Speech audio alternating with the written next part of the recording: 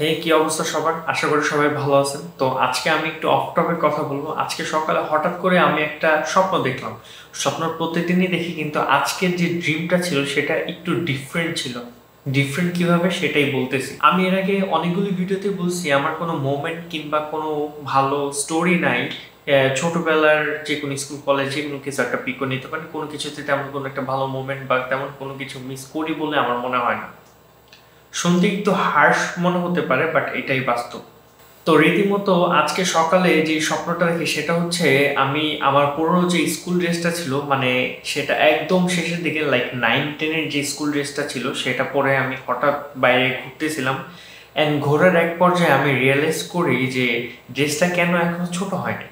অন্যান্য সব college dress বা অন্যান্য স্কুল ড্রেস ছোট হলেও এই ড্রেসটা পরতে কেন এত এখনো কমফোর্টেবল। অ্যান্ড আমি আগে যে রোডগুলো দিয়ে হাঁটতাম, প্লাস স্কুলে যাওয়ার সময় যে রোডগুলোতে যেতাম, সেই রোডগুলোতে হাঁটতেছিলাম। অ্যান্ড স্বপ্নতে তো যে কোনো কিছু হতে পারে। তো সেইখান থেকে হঠাৎ করে চলে গেলাম আমি আমার স্কুল মাঠে।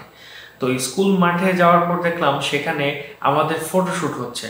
স্কুলের কোনো একটা প্রোগ্রামের কাজে আমাদের একটা ফটোশ্যুট হচ্ছে।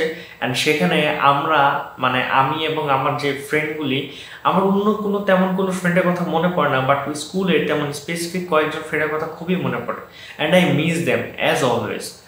তো এখন আর তাদের সাথে কথা হয় না, বাই দ্য ওয়ে। তো ওদের সকলের সাথে ফটো শেষ হলে আমি যখন প্রথম সেই স্কুলে যাই, এবং প্রথম সময়ের যে ব্যাপারটা সেখানে হচ্ছে গিয়ে আমাদের স্কুল ছুটি হওয়ার পর বিকেলবেলা অনেক ফুটবল ম্যাচ থাকতো, তো ফুটবল খেলতাম। তো সেই স্কুল ছুটির পরে আমরা অনেক ফুটবল খেলতাম, ফুটবল খেলা দেখতাম এবং বসতাম অ্যান্ড অনেক মজা করতাম। তো ওই রকমেরই একটা সিচুয়েশন আমি সেখানে, আমরা খেলতেছি। অ্যান্ড আমি বল নিয়ে যতই ট্রাই করি না কেন, হয়তো অনেক স্পিডে দৌড়াচ্ছি কিন্তু বল কি করতে পারতেছে না। সেটা দেখে আমার ফ্রেন্ডটা হাসতেছিল অ্যান্ড আব্বাকে বলতেছিল যে আমি খেলা ভুলে গেছি। অ্যান্ড আমাকে আমার খেলা আবার মনে করাই দিতে তারা হচ্ছে গিয়ে ইনভলভ হয়ে গেছিল। অ্যান্ড তারা আবার বলতেছিল যে কিভাবে আমি গোল করতাম, কিভাবে আমি খেলতাম। সো ব্যাপারটা খুবই ইমোশনাল এবং নস্টালজিয়া আমাকে ফেলে দিছে যে আমার ফ্রেন্ডরা কতটা ইন্সপাইরেশনাল ছিল সেই সময়কার। এখন আমার তেমন কোনো ফ্রেন্ডের সাথে তেমন কোনো কথা হয় না, but this is the moment. আমার মনে হয়েছিল যে আমি সেই টাইমটাতে খুবই এনজয় করছি। আমার লাইফে তেমন কোনো লাইক সব সময় স্ট্রাগল অ্যান্ড সব সময় ডিপ্রেশন অ্যান্ড সব সময় একটার পর একটা ডাউনফল চলছে।